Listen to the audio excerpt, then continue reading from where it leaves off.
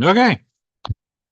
It is 6:29. We're starting 1 minute early. I'll call the Newcastle Planning Board meeting of July 27th, 2024 to order.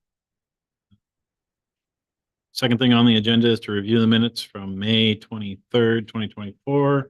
I have a motion to accept the minutes. Moved, seconded. Thank you. Moved and seconded. Do we have conversation, discussion, corrections, punctuation? Everything looked great. Wonderful. All in favor of accepting the minutes? That passes 3-0. We have no old business, so we'll move on to new business. We have an updated agenda, which we had talked about doing a couple of new things. We're going to start doing that today. So on the paper. First thing is new business. We have an application, map 003 lot 065-B. Profeno? Is that how am I saying that right or no? I am? Well done. Thank you. 135 Perkins Point Road for a small project plan and shoreland zoning application. So first item is to discuss or ask if anyone needs to disclose any conflicts of interest regarding this application. Seeing none, moving on. Now, do I have a motion to accept the application as complete? Yeah, we haven't really kind of gotten like a checklist of like, here's what you have to have. I'm still going to take a motion a second. Yeah. Ask you for your opinion, then we'll vote on it, just so that we're sort of. I'm just saying, like, there's not like a predefined thing. Sure. What I can tell you is I got all the information that I needed to answer. Yeah. Basically all of the questions. So you all may have other questions, but what they provided was pretty perfect, pretty thorough.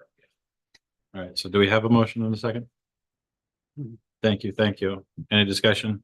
All in favor? Application is complete. All right. So we'll move on to the review of the application. You guys want to come up? Tell us a little bit about the project.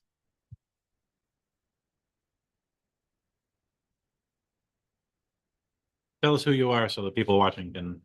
Okay. I'm Alyssa Fulmer with Gartley and Dorsey. Gonna fold man out here.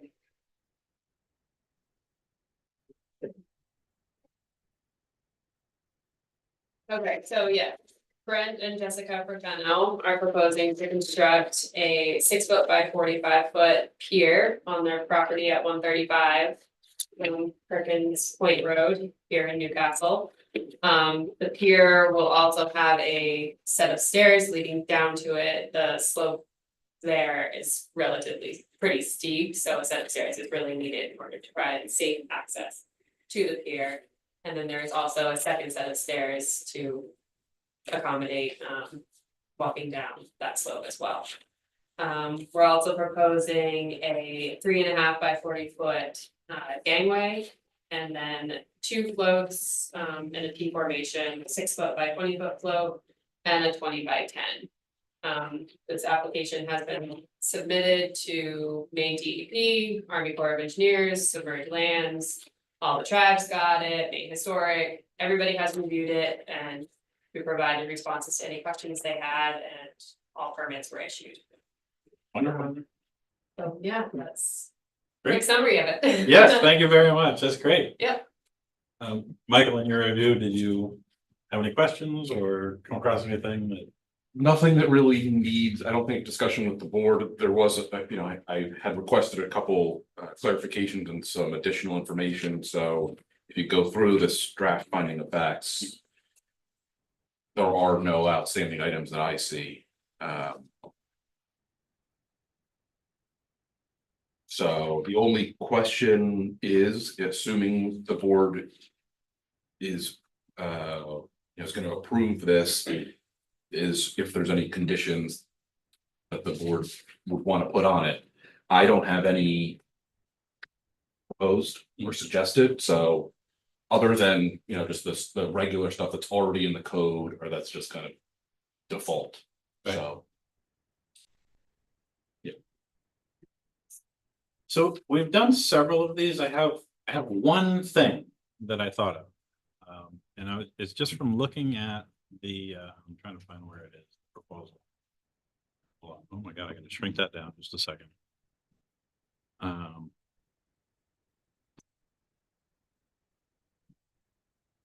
Hold on. That's a big file. Drawings. Computer does not like it. There it is. There it is. There. So yeah, the drawings. So you're gonna be sinking, how many piers in the actual seabed? 1, 2, 2, 4, 6, 8, 10, 12, right?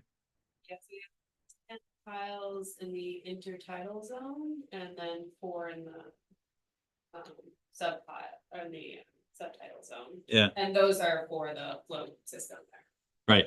Yeah. Yeah, after the gangway. Right. So, right, exactly. Yeah. You know, it only came up, and the reason I thought of this is we've been issuing a number of these lately, and I think it's totally fine. The only question I had was the timing of syncing those, and you know what I'm talking about? Yes. They had this question as well. Yeah. And we confirmed with Mark that piles can be driven at low tide, so. Okay. All right. So that reduce rig the can actually come up, and it's rated to sit on the mud Yeah. flats without disturbing or endangering any of Right, yeah, because there is a wading bird habitat there. Yeah. I believe as well, Right. so that was concerned from DEP. Okay. Great. Confirmed that, Mark. Said, yep. Wonderful. Thank you. I figured that they would be on that, but it's just something like we've never talked about. And as far as I know, there's nothing in shoreline zoning about it.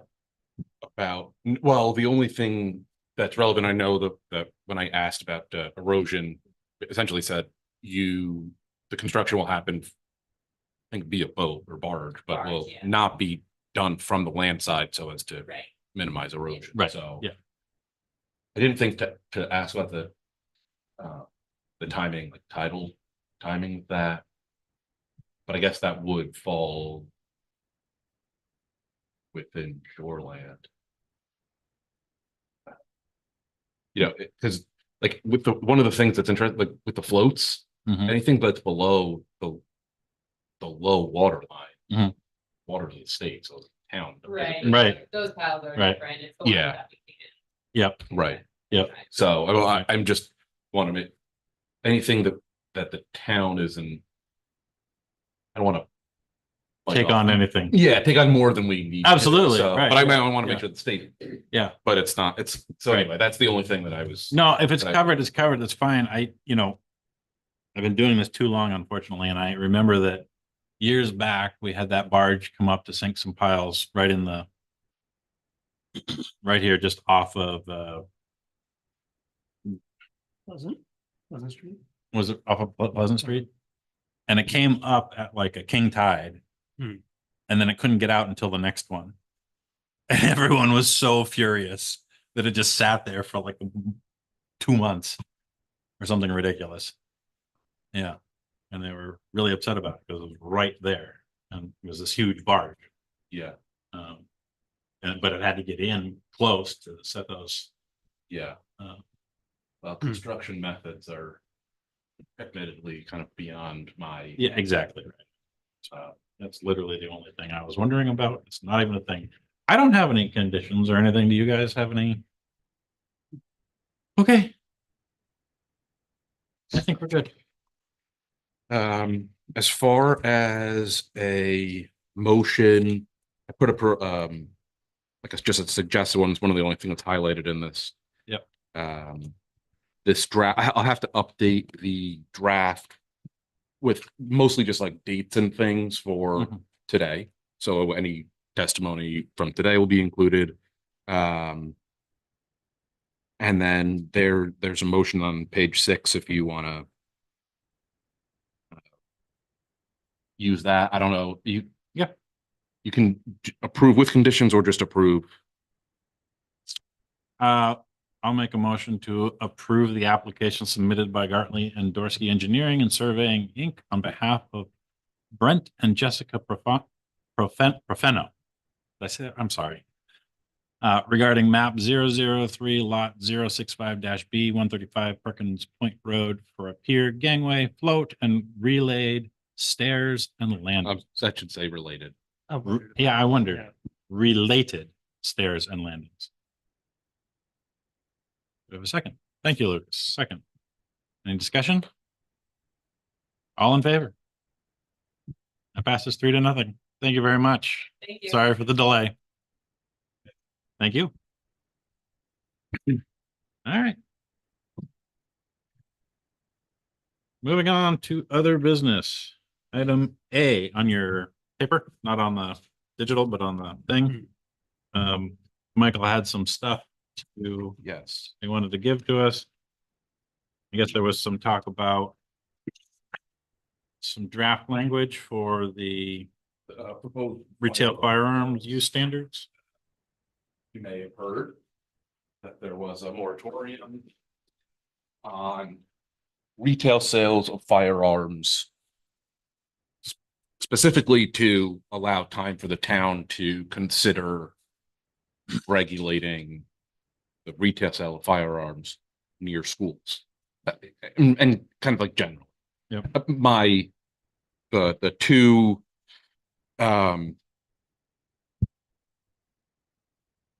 what I have proposed here and what I've been trying to consider is not the sale of guns generally, and really it's just the retail sale of firearms near schools. So there's a lot of stuff in there of like how we do that. Like the devil's always in the details. Mhm. The approach that I took was to define retail sales of firearms. So in the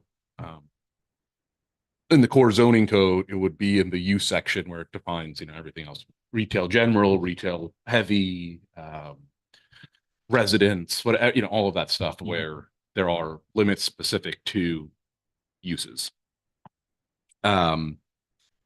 And so that leads me to two things. One is want to define it, what exactly we're talking about here. Mhm. And the second is what standards we want to put on it. Mhm. So the definition, I think, is the same for both.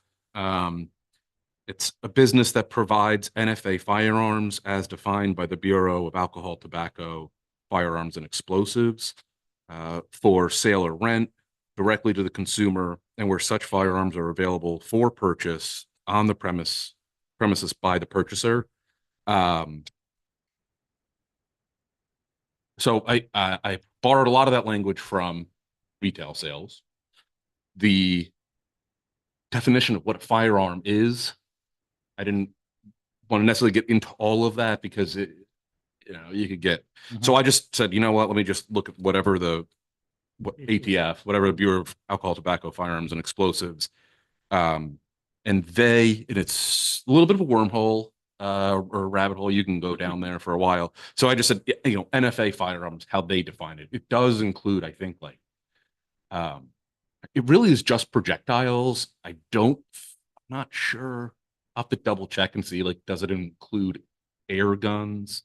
But it's fairly broad, but you could imagine there's like a lot of stuff that can and cannot fall within that. But it's whatever the feds consider to be fire. Okay. So I can get you more detail about that. It seemed reasonable just to like point to them, and if the feds are essentially what it would be is if you're going to get a license from ATF, it lines up with that. If you need a license from the ATF for it, then it falls within this definition. Right. So it's just not complicated. Just to back up real quick, since we didn't get this in our packet, this is just you're just sharing this with us so that we can discuss it at the next meeting. Yeah, exactly. Yeah. Yeah. And So no, we're there's not no gonna action. discuss it now. You're just presenting No, it. no. Just so that it's out there and we can think about it and come back next month and talk about it. Yeah, and then this is just food for thought right now because there's not the town manager, Kevin. I think did it come up at the select board meeting? No. And at some point he was basically like, we need to get on this because we don't want it to drag out. So he just asked me to make some progress on it. So I threw this together. Obviously there's plenty that we can change. All right, so the difference, the two things that are different is the standards. And the first one, essentially, the logic is to keep, like, how do we define, it needs to be away from schools. And we can discuss, if you want, what we're including as schools. So what I had originally started with was that this retail sales of firearms, that use not allowed on a parcel that falls within certain distance of a parcel that is a school, that like a school use is on. All right. That to me seems like pretty clear. Any part of the parcel. If Yeah. any part of the lot is within that distance. Right. So The you whole lot. the whole lot. Now at first that might seem like, oh, you could have a huge lot and you want to put a store over here that is retail firearms, and this lot happens to, like, snake over towards a school. Thing is, like, you can always divide your lot, and that way, like, and I say that because then how close could you possibly be? Essentially what it means is the closest you could get is, in theory, is if, like, the corner of a school was at the corner of their lot, and then a corner of a building was in the corner of that lot. Like, that's as close, because you can't have a building that's not on a lot. You could have a lot, obviously, that's not anywhere near the build that extends far away from the building. So the way that I'm thinking about it is, like, almost worst case scenario. The closest you're going to get is two buildings within whatever distance we're talking. It would only kind of expand from there if someone didn't want to divide their lot. Right. So, like, I'm always looking for, like, how is someone going to try and not that they're going to try to get around it, but So instead of setting a limit to the use, the location of the use, doing it by lot makes a certain amount of sense, only because that's how we regulate everything else in the core zoning code, is by lot. Like, the district map is divided by lot lines, not by radii. right. And I figured, how are you going to decide? Like, is it that if you have a store and like, your cash register is here, like, is that the use? That's where you actually make the sale of the gun? Yeah, it's Kind of complicated. weird to, like, say, okay, well, as long as there's no guns in that part of your store, the line is here. Yeah. Or we could do the building, but that also then, if you have outdoor sales or something, not that you're gonna, like, have an outdoor display of guns. But is any other use in the core zoning code regulated that way? I think they're all regulated to lot line. Yeah, I think it really, the use kind of, I would think, would extend to the lot line. That's the legal boundary of your property. So if we tell you, like, you're allowed to have this use on that property, you can really do it anywhere on the property. Right.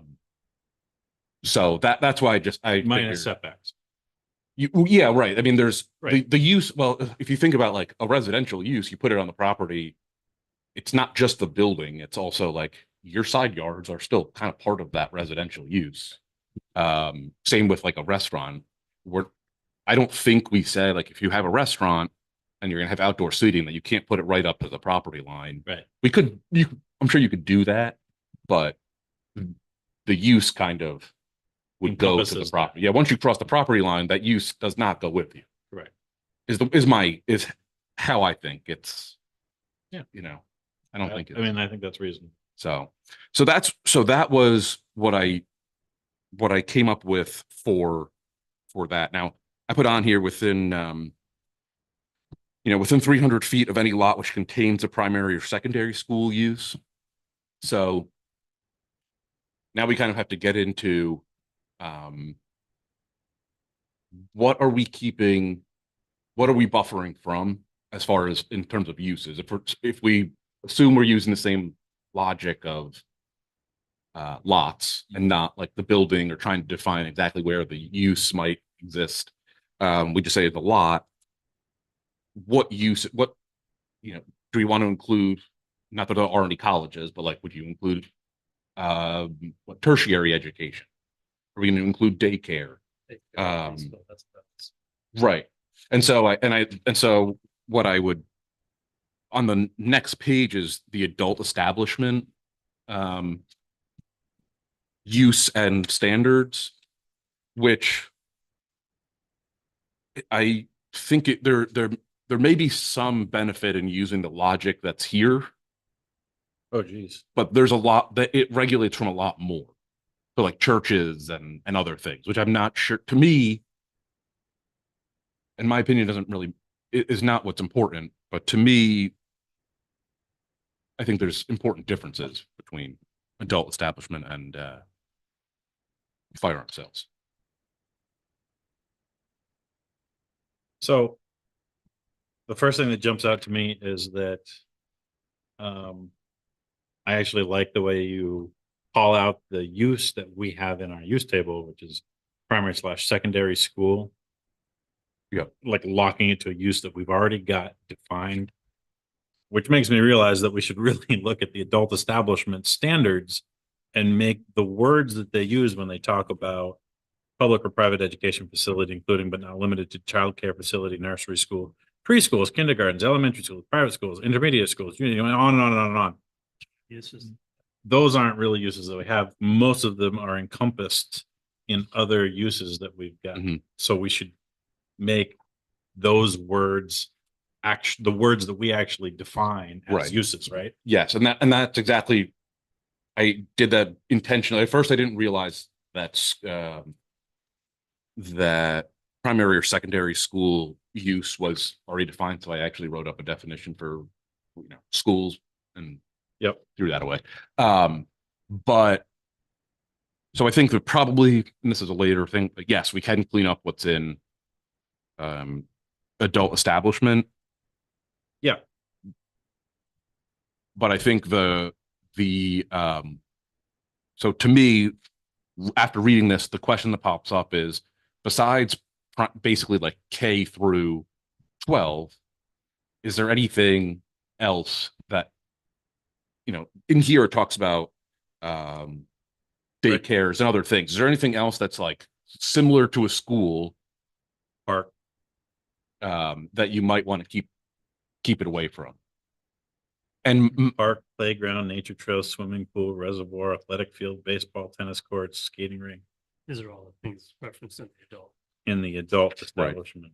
So the question is, which of these things should we also be thinking about? Or category of things should we be thinking about? yeah, and I think, my thinking, I was, and I think this is what the point of regulating this, I think, is what needs to be kind of zeroed in on, because I think with the adult establishment, the reason you keep it away from schools or parks or churches is a very different reason than why you might keep guns away from, or a retail gun store away from a school. I think the conversations that I've heard is really the firearm question is you don't want the students kind of accessing the firearms, which how likely that is, I'm not sure. But the point is like, it's about the students themselves rather than like getting a firearm or being, I don't know, set off, triggered by some kind of display or something like that. Yeah. Where I think and then going and doing harm to other students. Right. Where I don't think you're not, the adult establishment has a different kind of relationship with, it's kind of like the park itself is kind of gets, I don't know, sullied. It's Yeah. sort of, yeah, it's interesting to read that and see that we have in our standards, adult establishments can't be within 15 feet of a reservoir wilderness area. 1,500. 1,500 feet, right? 15 feet. But Swimming pool. or Yeah, I similar mean- public land. It also says wilderness areas. Right. Mhm. So. Pretty much what- can't, what there's probably can nowhere in you town they do? can put Literally one. nowhere you could. Yeah. Yeah, That's, I want, kind of looks like you're trying to prevent them from being. from being anywhere, I right? actually right. think this use is only allowed, if I'm not wrong, it's only allowed in highway commercial. I think that's the So only that's the district place where it that's actually shows up. As a And I, As a use, yeah. and I Yeah. think, yeah, where it shows up But as a not permittable where use. there's wilderness near. But Hmm. even reading all of these caveats, I think you actually could find somewhere in highway commercial where it would, where it could. I mean, do we Operate. actually have any wilderness? Is there any wilderness within? Well, I how is think that. how exactly that's the question That's is too broad. what's a wilderness? You know, do we define wilderness? Otherwise, You can it's count. yeah, right. But yeah, it is, so noticing we do have, I mean, daycare facility is one of our. uses. Right.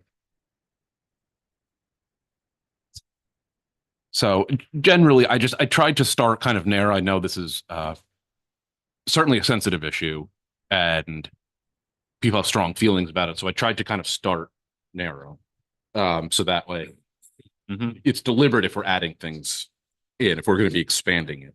And then just quickly, the next 2 pages are I just use Lincoln Academy because it's like the obvious school in town. And buffered, I did this on the town's website or the town's map. I couldn't select all of the property that the school owns. But the first one is a 300-foot buffer. The second one is a 1,000-foot buffer. And, you know, the point really is to say like, well, how far is reasonable? I will say, depending on how you define it, and I do think there's probably some language from the adult, excuse me, adult establishment standards that are relevant, because if you just say any property that's owned by the school, you end up in like the school owns a lot of property that it's not really using actively for school purpose. It's not a, well. Right, I mean, the whole cross-country trail, that whole, Right. that's one piece of land anyway. I don't know if there are others. Well, and you can imagine the school could buy a piece of property and say, hopefully at some point we're going to, you know, put some kind of facility there, but it's not they just because they own something, to me, seems like I don't think that's the point of what we're going after here. Well, Yeah. so locking it to the use is what you're saying. Yeah, Is the active use. The active use is the important Baseball thing. field, like, the use as. I mean, if that's. I would think, School. I would school think has no yes. activities on the baseball field, so. right. And that's, let me see where this language was. 005,031, I think. You know, at the end of and this, they actually stretch on to oh yeah, the piece to the north of that. yeah. And that's why I bring this up, because there's a good amount of, is it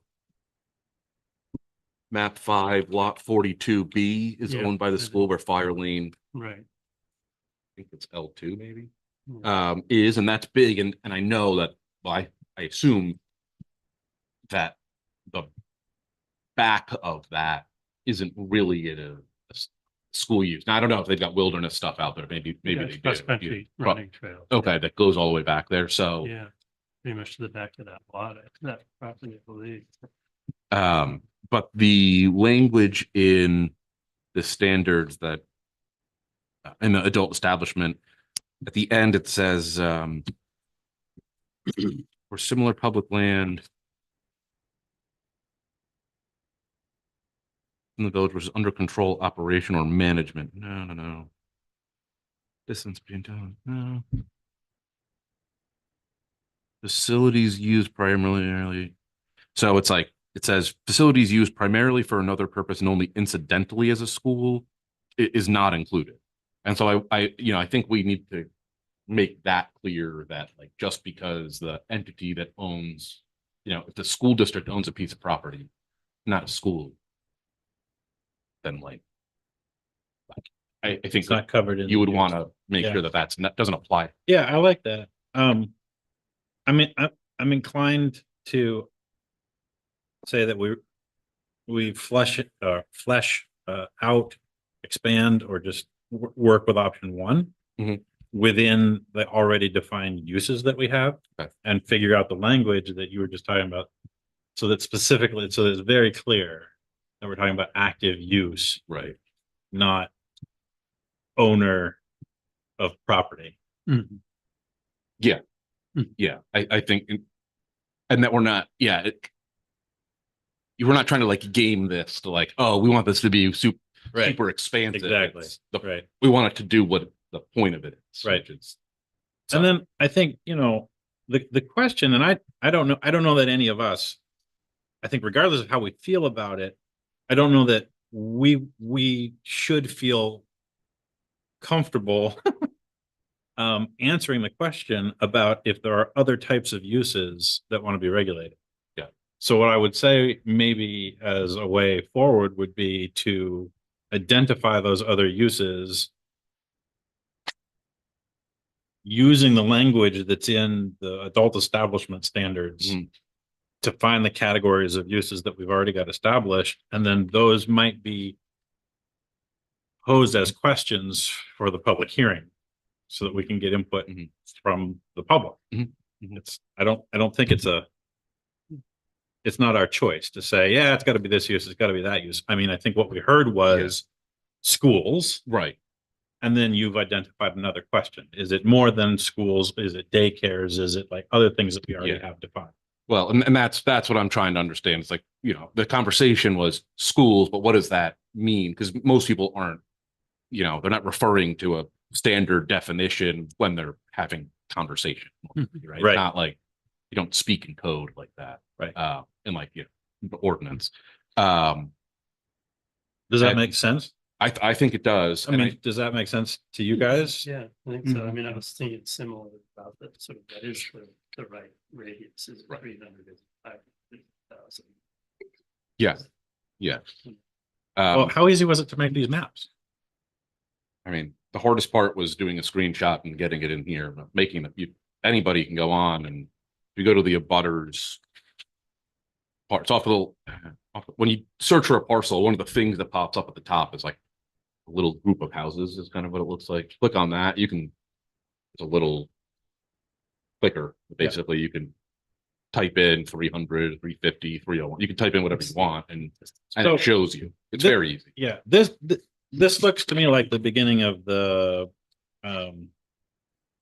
like you put together a public workshop already, you know what I mean? It's like, well, if you can easily create a bubble that's 300 feet, you can create a bubble that's any number of feet. Oh yeah. So if we were to, do one that was like 150 or 100, 200, 300, 400, 500, and put them on the wall and just let people do the dot thingy. Yeah. Where they put a red dot if they don't like it, or a green dot if they do like it, or whatever the case may be. Yeah. Then we get them in here. We've got some language. We find out what they like. Yeah. What makes sense? I'll say, the more we can tie it to like why, 300 or why 15. I put 1,000. Well, actually, since I put 1,000 because that's what's in adult establishment. Although adult establishment is 1,500. But I think George, the code enforcement officer, mentioned 300 feet was something in hunting for hunting licenses. Like maybe you're not allowed to fire. You're not supposed to hunt or fire. Oh, you're not supposed to discharge Within a firearm within 300 feet of a residence.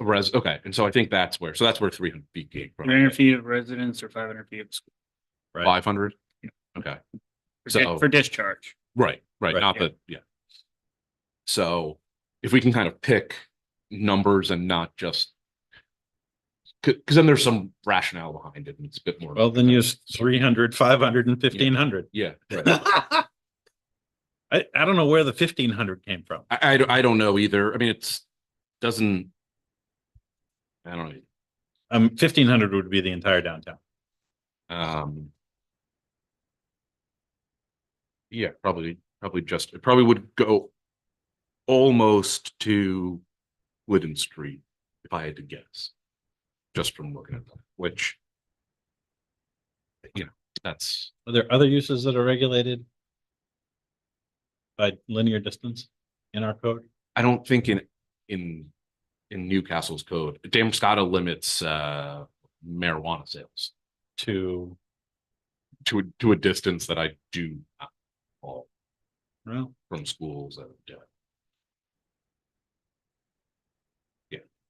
So why don't you, I mean, that I can find out what that number is and I mean, there's some rationale there. We don't regulate sale of marijuana in Newcastle, right. So there's not a yet. um I imagine at some point we will. well, I'm not suggesting we do that now. I'm just saying that right. at some point, it would be good if numbers lined up. Yeah, because I don't know if we want to bite off regulating alcohol, tobacco, and firearms all at the same time. Alcohol, tobacco, firearms, marijuana. Yeah, anything.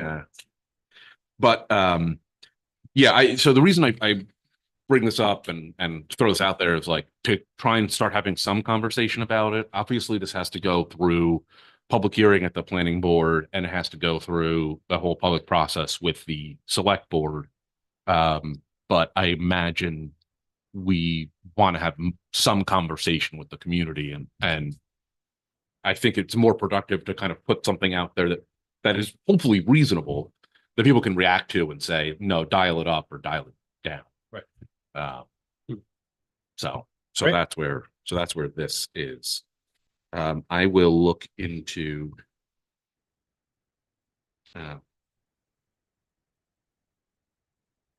baselines for distances. So one thing I noticed, you have, Yes. it says a business that provides NFA firearms. Mhm. So National Firearm Act firearms are machine guns, silencers, short barrel rifles, and destructive devices. That doesn't include just normal firearms. That's a completely separate thing that's only classified under type 1 and type Right. 9 FFL. So So that would NFA firearms are certain type of regulated firearms that you need special tax stamps and That kind of are- things for. That doesn't cover normal firearms. are they separate or is this more broad? It's a separate thing that the ATF regulates other than normal firearms. But So it's a certain- smaller So, classification. yeah, so like of- certain dealers, Uh-huh. like a type 1, which is gunsmith and or sales, Uh-huh. and a type 7, which is a manufacturer of firearms and sales. They're the only ones that can deal in NFA NFA firearm. firearms, Yeah. but it doesn't classify, like if you go and want to just buy a normal shotgun or whatever, Yeah. it's not considered an NFA firearm. It's not. Okay. It's- So actual, like, so really the thing that most people think of when they think of a firearm is outside of NFA fire. Yeah, so an Not NFA the firearm sub- is machine gun, short barrel rifles, silencers, destructive devices, any other weapon that can be concealed on a person and can be discharged by an explosive, or pistols or revolvers with smooth bores designed to fire a fixed shotgun shell. Okay. And that does not include. That's a whole the separate rifle. process. You got to go through, you get fingerprinting done, background checks, $200 tax stamp, Yeah. a lot of, not just, not a normal person going in and just buying a Right. Okay. gun. And so do you know then what would be the Better definition. yeah, right. How do we define Broader classification is Probably be.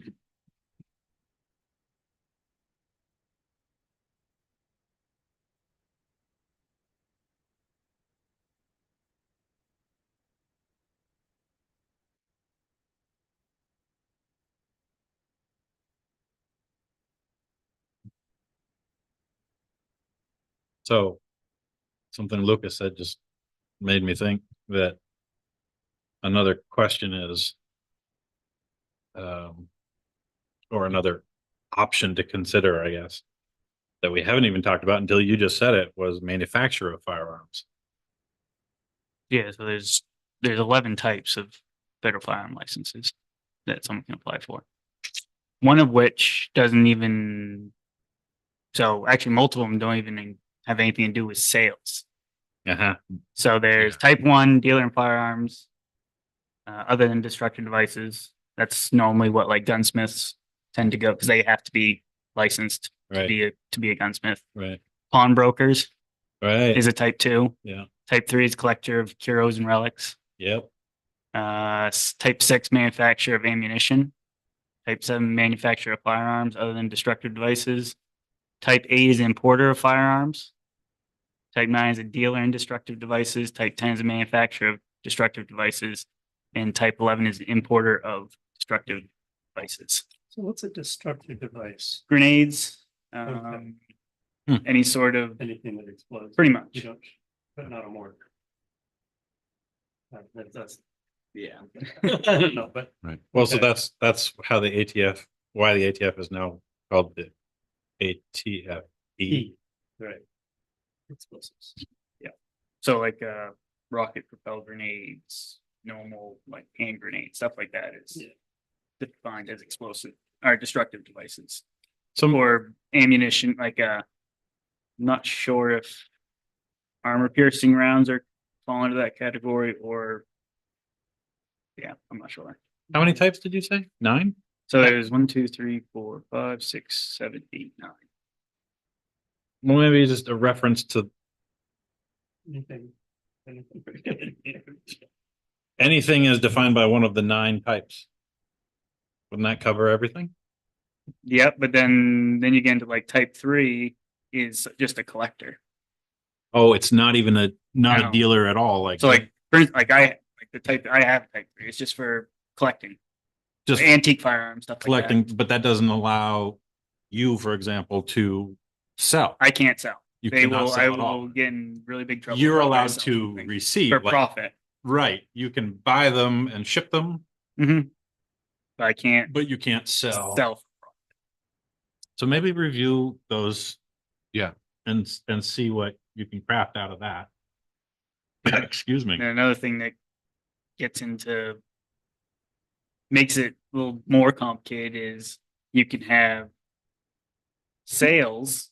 The ATF allows sales that aren't necessarily retail. Right. So you go to gun shows, you do transfers, you Right. do online sales.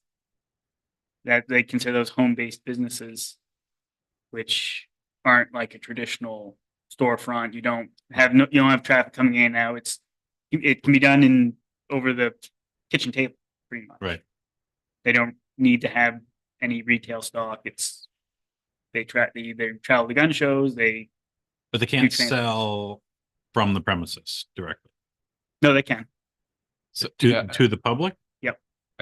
I think by that this is- appointment is normally how it's something like 70% of gun licensed dealers in Maine are That's how it home-based is. businesses.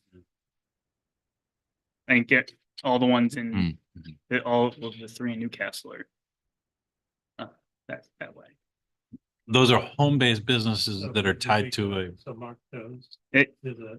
that is not part of his. It's not part of Ludo's. That's his own personal. His own personal thing, he business. just And does it out of the. yeah, it's not open to the public. Not open. It's Okay, like there's a no- by there's appointment. no count, No, there's no actual Display.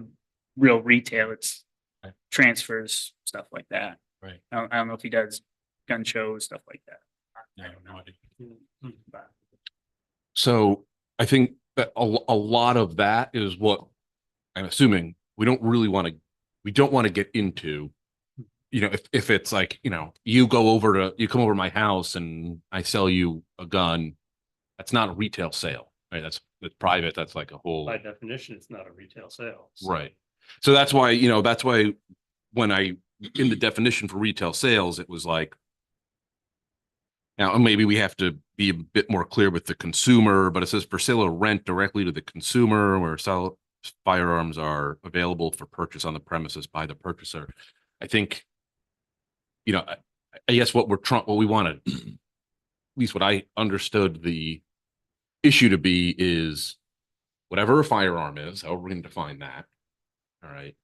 And selling that to like not like that is a arm's length sale, I guess is what they call it, where it's like you're not my brother, you're not a friend of mine. It's like you're just a member of the public who, if you walk in and like, and I don't know you, like it's not like that. It's not advertised. We're not saying that you can't do this stuff there, but that I think if you were to start saying, like in my house, I'm not allowed to sell a friend of mine or an acquaintance of mine a gun. That's not a use. That just is like, just because you serve someone food in your house, is it a use? Like, are you now Doesn't make you a restaurant. right? So So- that's where, because we're not Yes. regulating to Right. sell guns, we're just regulating the Yeah, but we need to make that retail like stuff. really, really clear in the Yeah. definition. yeah, And right. we should use our own definitions that we've already got that we can rely on and not make stuff up. Yeah, Does that make sense? yep. And that's why I just took the retail sales Yeah, definition.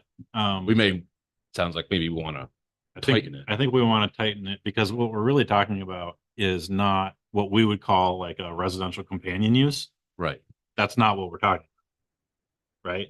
Like if you sell firearms as a residential companion use through this, what type 3 you said? For like type 3 is for collector carries. Oh, sorry, I don't know what. Type 1 is general sales. Type 3 or type 2 is pawnbroker. Type 7 is manufacturer, and then the rest of them are all either ammunition related or destructive device related. What was the one that the 3 in Newcastle already operate under? So I believe all 3 of those are type 1s, but they're set up like a home-based business. Okay, so we need to make. The a ATF distinction. does have a they do have a kind of a guide on what home-based businesses really tend to consist of. All right, so we got to make that distinction, right, Mhm. between what that is and what it is. I think we're really going after in terms of a definition or a regulation is around the idea that you walk in off the street into a commercial retail space with a sales counter and a cash register, Mhm. and there are firearms on display that you can purchase right there without an appointment. Right? Yeah. Which when I think of retail, that's what I think of. It's basically open to the public. So maybe we just need to look at our definition of retail So as well. I found the bold definition of what the ATF considers a firearm. Was that? Yeah. That is any weapon, including a starter gun, which will or is designed to or may readily be converted to expel a projectile by the action of an explosive, or the frame of a receiver of any such weapon, any firearm muffler or firearm silencer, or any destructive device. This term does not include antique firearms because those aren't regulated. Right. Yeah. So pretty much anything that can shoot something via explosive, Mm-hmm. which doesn't include air guns, doesn't include paintball guns, Right. anything like that. The frame or the receiver Mm-hmm. of such weapon, any type of silencer or muffler, and any destructive device. So that includes everything, including all the NFA stuff. So that's the ATF's definition of a firearm. What they regulate. Do we want to use that? Or reference it. Yeah, right, or reference it. Let's not reinvent the wheel. Let's just. Yeah. Wherever we can use. Yeah. Don't you think? Yeah, no, totally. I'm just looking at like when I was looking at this definition, I saw that it includes AOW, any other weapon, which I guess includes some of what you So were saying. AOWs, yeah, so AOWs is defined farther by ATF as like concealed Yeah. weapons, like weird stuff. It can be some like- really weird, like purse guns, like, Right. not like an actual gun that someone has. Oh, it's like the James Bond. Yeah, briefcase like, stuff machine like gun? that. Right. Okay. Yeah, it mentions pens, but I Yeah. was like, Yeah. okay, so this is gonna be pretty broad, but Yeah. it sounds like the firearm definition. Yeah, I can get you Yes. the actual their ATF reference number Chapter for two, that. what are firearms under the NFA? Is that the document that you're? I'm on. I'm at.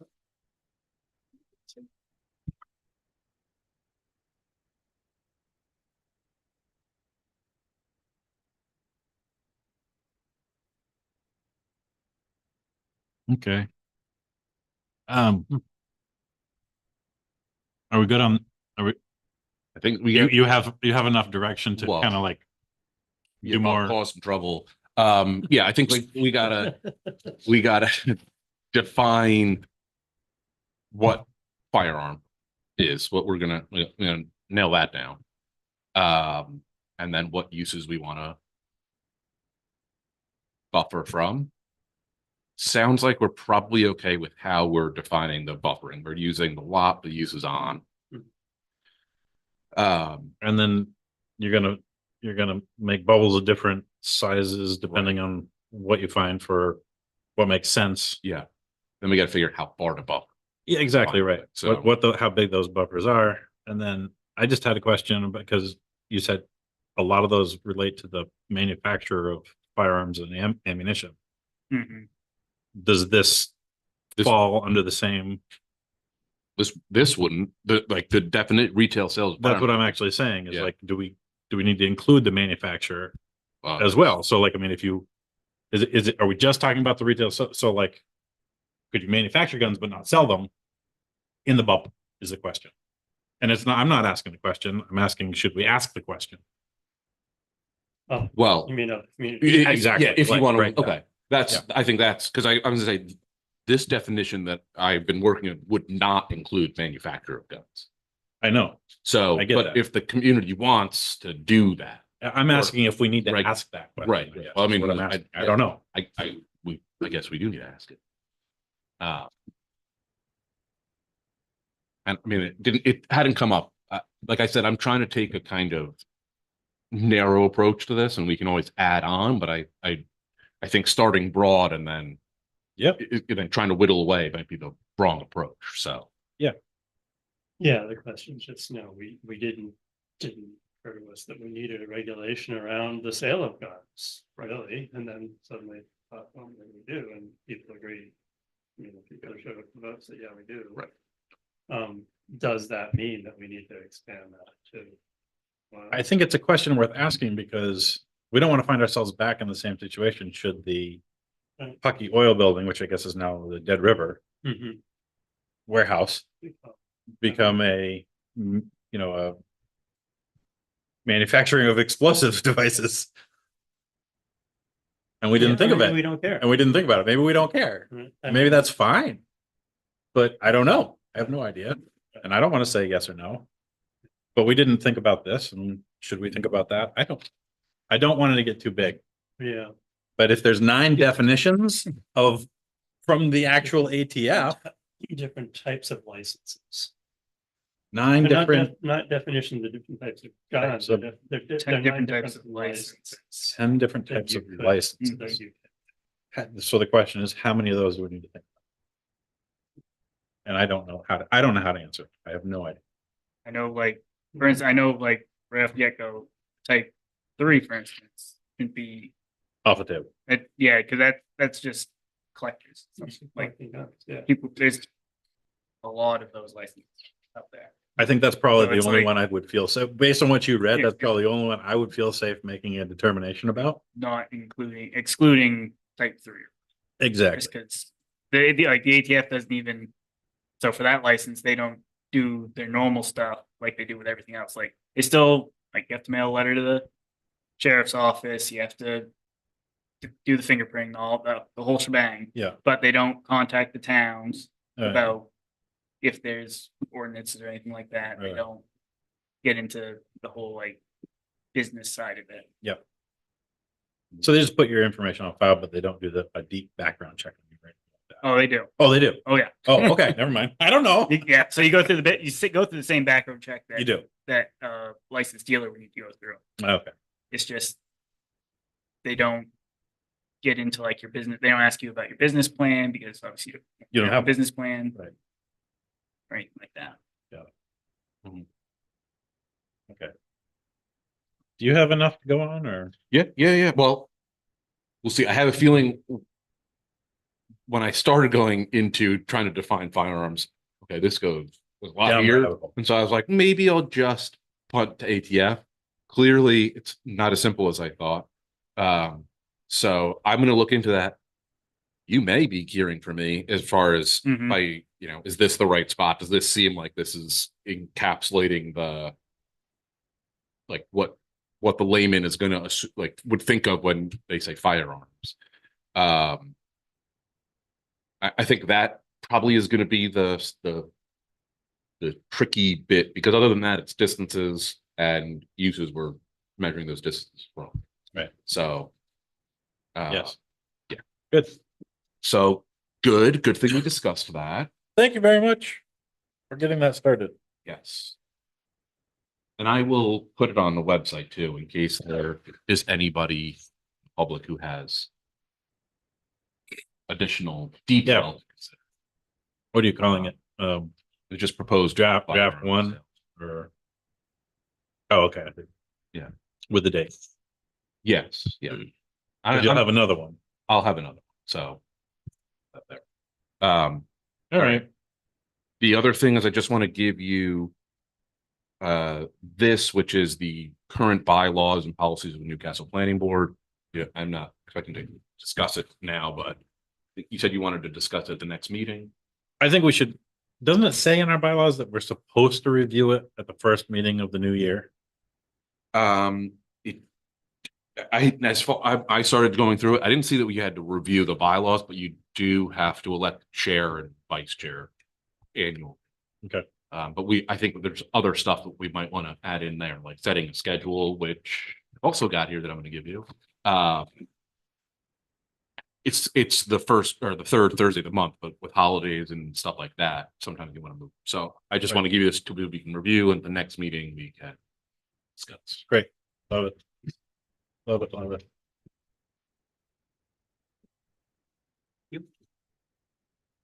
Oh, in other news, I've had a couple of successful conversations in the last couple of days about potentially having some new members. Thank you. So hopefully, a couple of those, I've got actually 4 leads. Hopefully some of those turn out and we'll have some new members. This looks great. So we don't need to discuss this right now. Just take it home. And Unless review you it. want to, no.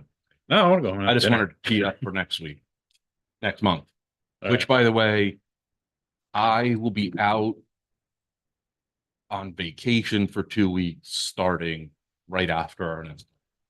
Right. So Okay.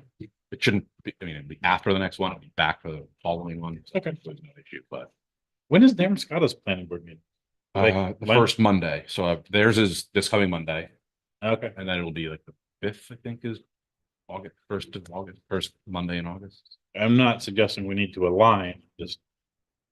It's the first time I've actually thought about what kind of stress that puts on you. In Yeah. terms of needing to get their work done for their meeting and then our work done for our meeting, Yeah, it's a little a little bit of back and forth. they are separated enough. Like usually it's like, okay, 2 weeks and then 2 weeks and then 2 weeks and then 2 weeks. So I kind of, while I'm working on this one, stuff's piling up for Dan Scotta. And then while I'm working on there, stuff's piling up for, but like the 2 week thing kind of works. So, Okay, great. Yeah. Good. All right. If that's all, without objection, meeting adjourned. Cool. Time is 7:30.